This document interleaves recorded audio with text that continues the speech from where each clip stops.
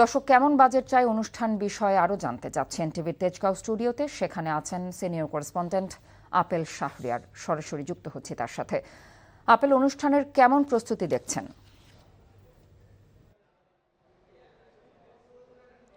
Budget নিয়ে এনটিভির জনপ্রিয় অনুষ্ঠান কেমন বাজেট চাই ভালোভাবে শেষ করতে শেষ মুহূর্তের যে প্রস্তুতি অনুষ্ঠানটি যাতে সফলভাবে হয় সেজন্য কিন্তু কর্মযজ্ঞে ব্যস্ত এনটিভির কর্মীরা। দেখতে পাচ্ছেন যে মূল যে স্টেজ সেটি কিন্তু তৈরি হয়ে গেছে এবং যে আলোচকরা আসছেন সেটি আপনি সংবাদে এরই মধ্যে বলেছেন।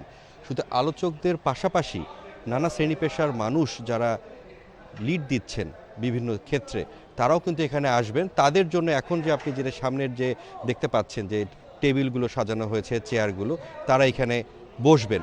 মূলত এই অনুষ্ঠানটি বাজেট হওয়ার আগে খুব গুরুত্বপূর্ণ এজন্য যে বাজেট হওয়ার আগে এই অনুষ্ঠানটিতে যেহেতু আপনার সরকারের নীতি নির্ধারকরাও এখানে থাকেন, অর্থনীতিবিদরা থাকেন, ব্যবসায়ীরা থাকেন, তাদের থেকে যে একটি আলোচনা চলে আসে যে সরকারি বা কী পরিকল্পনা করছে, দর্শকরাও কিন্তু একটি ধারণা পান এবং একই সঙ্গে সরকারের যে পরিকল্পনা বাজেট নিয়ে এই অনুষ্ঠানের পর যদি কোনো সংযোজন করতে হয়, যেহেতু এখানে বিভিন্ন শ্রেণী পেশার যে স্টেক হোল্ডাররা যারা রয়েছেন তারা এখানে উপস্থিত থাকেন, তাদের ভাবনাটাও কিন্তু এখানে যারা নীতি নির্ধারক যারা রয়েছেন তারা অনুষ্ঠান শেষেও কিন্তু এগুলো নিয়েও কিন্তু আলোচনা হয়।